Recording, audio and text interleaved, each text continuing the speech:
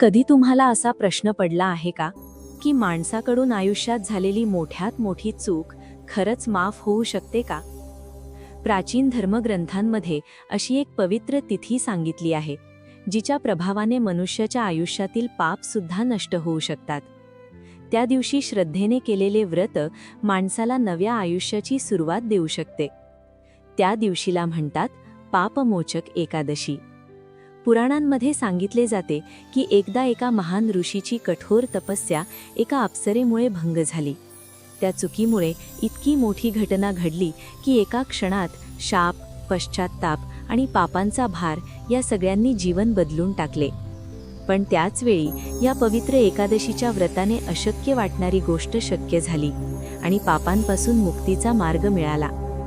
ही कथा आहे एका प्राचीन रहस्याची आणि त्या दिवशीच्या व्रताची, ज्यामुळे माणसाचे जीवन पुन्हा प्रकाशाने भरून जाऊ शकते. त्या काळी एका छोट्या पण समृद्ध गावात माधव नावाचा एक माणूस राहत होता.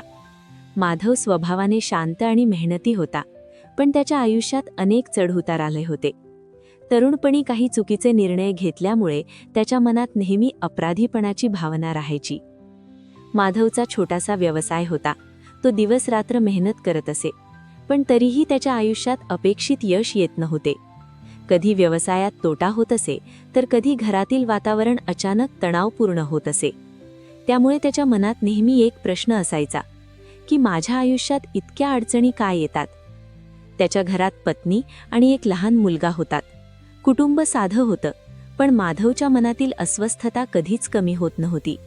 त्याला अनेकदा वाटायचं की कदाचित आयुष्यात नकळत केलेल्या काही चुकीच्या कृतींमुळेच हे संकट त्याच्या आयुष्यात आले असावे. एका रात्री तर त्याला झोपच लागले नाही. तो घराबाहेर अंगणात बसून शांतपणे आकाशाकडे पाहत होता. मनात अनेक विचार चालू होते. त्याला वाटत होतं की जर त्याच्या आयुष्यातील पापांपासून मुक्त होण्याचा काही मार्ग मिळाला तर कदाचित त्याचं जीवन पुन्हा शांत आणि आनंदी होऊ शकतं. याच विचारांनी त्रस्त होऊन दुसऱ्या दिवशी सकाळी माधव गावातील एका प्राचीन मंदिराकडे निघाला.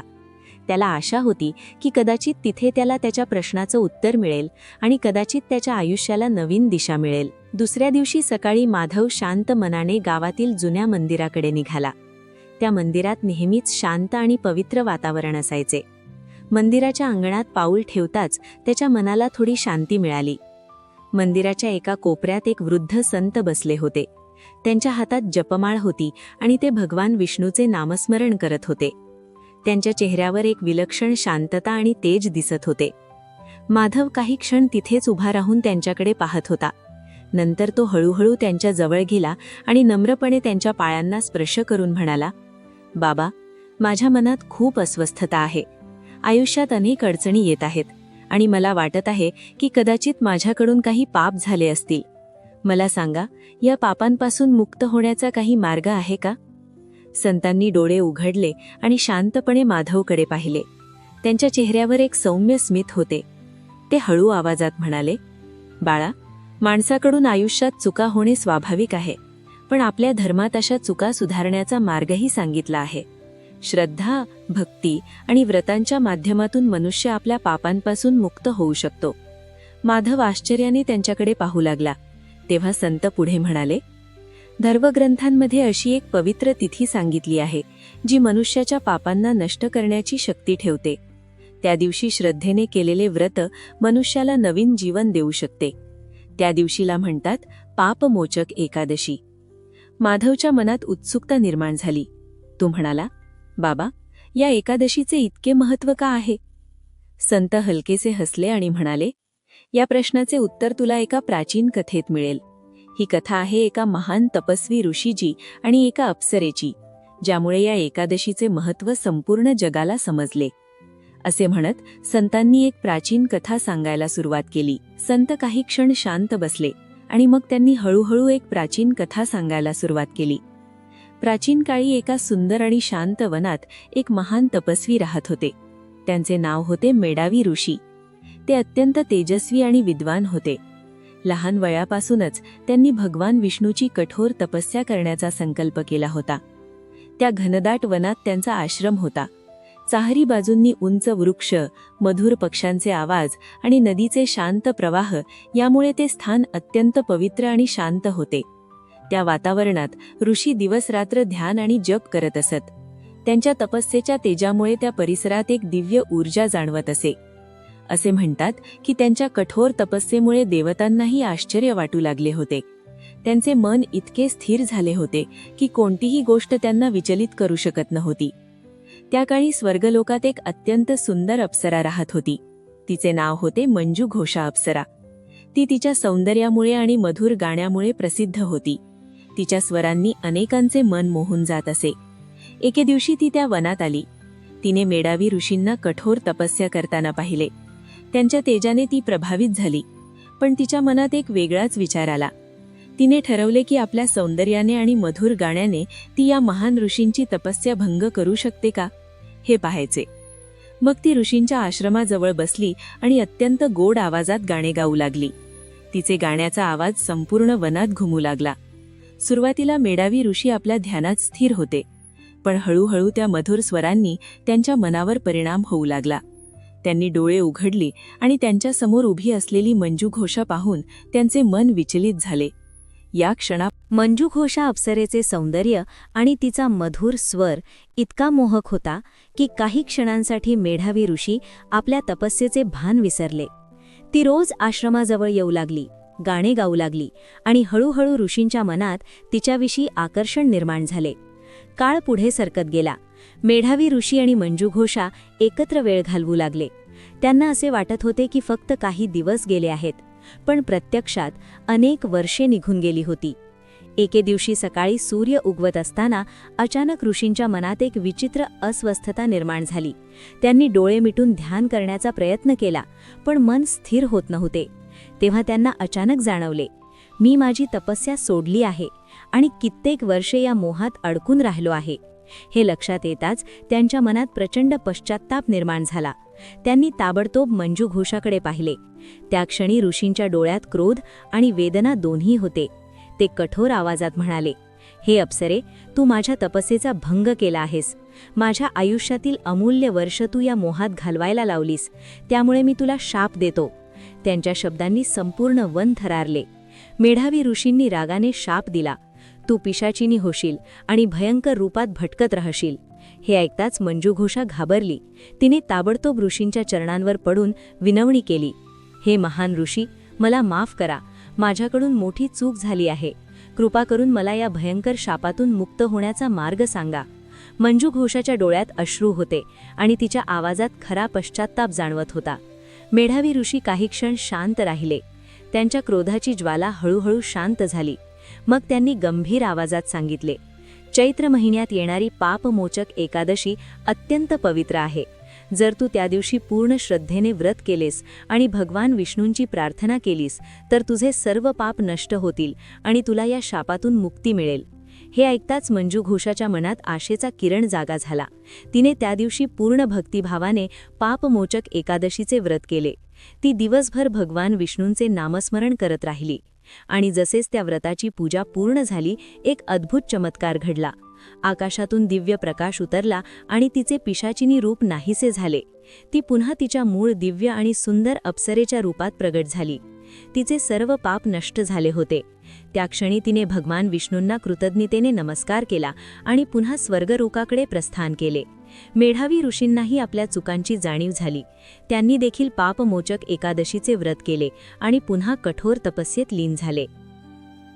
संतांनी कथा पुढे सांगताना माधवकडे शांतपणे पाहिले आणि म्हणाले, बाळा, जेव्हा मनुष्याला आपल्या चुकीची जाणीव होते तेव्हा त्याला त्या पापांपासून मुक्त होण्याचा मार्ग शोधावा लागतो. धर्मग्रंथांमध्ये सांगितले आहे की पापमोचक एकादशी या दिवशी श्रद्धेने केलेले व्रत मनुष्याला पापांपासून मुक्त करण्याची शक्ती ठेवते. संत पुढे म्हणाले, या दिवशी सकाळी लवकर उठून स्नान करून भगवान विष्णूची पूजा केली जाते. स्वच्छ वस्त्रे परिधान करून देवासमोर दीप लावला जातो आणि मनापासून प्रार्थना केली जाते. त्या दिवशी उपवास ठेवला जातो आणि दिवसभर भगवान विष्णूचे नामस्मरण केले जाते. माधव लक्षपूर्वक ऐकत होता. संतांनी पुढे सांगितले, व्रत करणाऱ्या व्यक्तीने त्या दिवशी शक्यतो मन, वाणी आणि कृती यामध्ये शुद्धता ठेवावी. राग, वाईट विचार आणि चुकीची कृत्ये टाळावीत. संध्याकाळी पुन्हा भगवान विष्णूची पूजा करून त्यांना फळे आणि प्रसाद अर्पण केला जातो.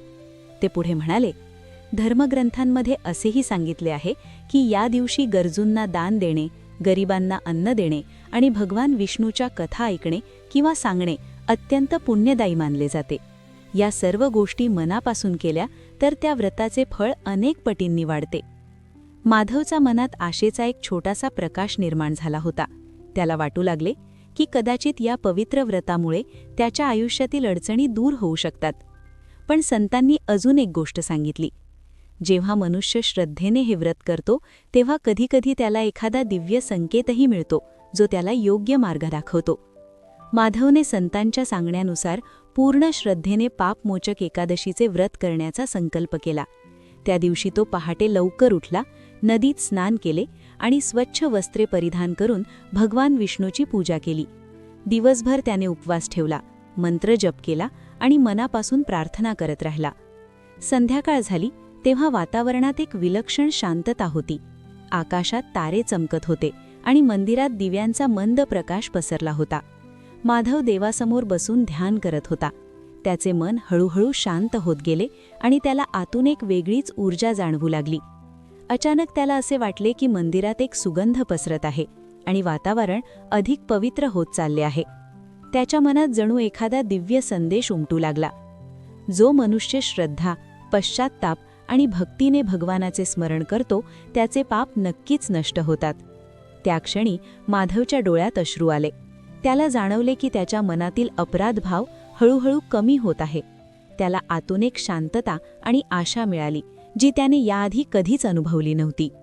तो नम्रपणे भगवान विष्णूच्या चरणी डोके टेकवून म्हणाला, हे प्रभू, माझ्या चुका क्षमा करा आणि मला नेहमी योग्य मार्गावर चालण्याची शक्ती द्या. त्या दिवशीच्या त्या दिव्य अनुभवानंतर माधवचे आयुष्य हळूहळू बदलू लागले. त्याच्या मनात श्रद्धा अधिक वाढली आणि त्याला खात्री पटली की खऱ्या भक्तीने केलेले व्रत मनुष्याच्या जीवनात चमत्कारिक बदल घडवू शकते. आणि त्या दिवसापासून तो प्रत्येक वर्षी श्रद्धेने पापमोचक एकादशीचे व्रत करू लागला. कारण त्याला स्वतः अनुभव आला होता की भक्तीमध्ये खरोखरच दिव्य शक्ती असते. पापमोचक एकादशीचे व्रत केल्यानंतर माधवच्या आयुष्यात हळूहळू सकारात्मक बदल दिसू लागले.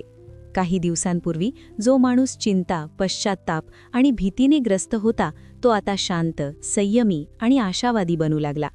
त्या दिव्य अनुभवानंतर त्याच्या मनात एक दृढ विश्वास निर्माण झाला की जेव्हा मनुष्य खऱ्या श्रद्धेने भगवानाची भक्ती करतो तेव्हा जीवनात नक्कीच चांगले बदल घडू लागतात. त्यामुळे तो दररोज प्रार्थना करू लागला, चांगले विचार ठेवू लागला आणि इतरांना मदत करण्याचा प्रयत्न करू लागला. काळ जसजसा पुढे सरकत गेला तसतसे त्याच्या जीवनातील अडचणीही कमी होऊ लागला. घरात आधी जेथे सतत तणाव आणि काळजी होती तेथे आता शांती आणि आनंदाचे वातावरण निर्माण झाले. त्याच्या कामातही हळूहळू यश मिळू लागले आणि लोक त्याच्या प्रामाणिकपणाचे कौतुक करू लागले. माधवला आता समजले होते की खरी संपत्ती म्हणजे मनातील शांती आणि भगवानावरील श्रद्धा. म्हणूनच तो प्रत्येक वर्षी भक्तिभावाने पापमोचक एकादशीचे व्रत करत राहिला आणि इतरांनाही या पवित्र व्रताचे महत्त्व सांगू लागला. त्याच्या जीवनातील हा बदल पाहून गावातील लोकही प्रेरित झाले. अनेकांनी त्याच्याकडून व्रताची माहिती घेतली आणि श्रद्धेने भगवान विष्णूची पूजा करू लागले. माधवला आता खात्री झाली होती की जेव्हा मनुष्य आपल्या चुका मान्य करतो, प्रामाणिकपणे पश्चात्ताप करतो आणि भक्तीचा मार्ग स्वीकारतो तेव्हा भगवान त्याला नक्कीच योग्य मार्ग दाखवतात आणि त्याच्या आयुष्यात सुख, शांती आणि समृद्धी आणतात. संतांनी माधवकडे हळूच पाहत म्हणाले, बाळा, ही कथा आपल्याला एक महत्त्वाचा संदेश देते. माणूस कितीही चुका करेल तरीही जर त्याने मनापासून पश्चात्ताप केला, भक्ती केली आणि पवित्र व्रत केले तर भगवान त्याला नक्की क्षमा करतात आणि आयुष्य बदलून टाकतात. पापमोचक एकादशी फक्त उपवासाचा दिवस नाही तर तो मनुष्याला नव्या सुरुवातीची संधी देणारा पवित्र मार्ग आहे. माधवने शांतपणे डोळे मिटले आणि मनात ठरवले की पुढील आयुष्यात तो नेहमी श्रद्धा, भक्ती आणि चांगल्या कृत्यांसोबत राहील. त्याच्या जीवनाचा हा बदल त्याला स्वतःच्या चुका सुधारण्यासाठी आणि इतरांना प्रेरणा देण्यासाठी प्रेरित करतो. संतांनी स्मितहास्य करत सांगितले, बाळा, ही कथा ऐकून तुला वाटते का की आपणही आपल्या आयुष्यात काही चुका सुधारू शकतो? तुम्ही या एकादशीचे व्रत करताय का? किंवा तुमच्या घरात या दिवशी कशी श्रद्धा पाळली जाते? अशाच नवनवीन कथा ऐकण्यासाठी माझ्या चॅनलला सबस्क्राईब करा.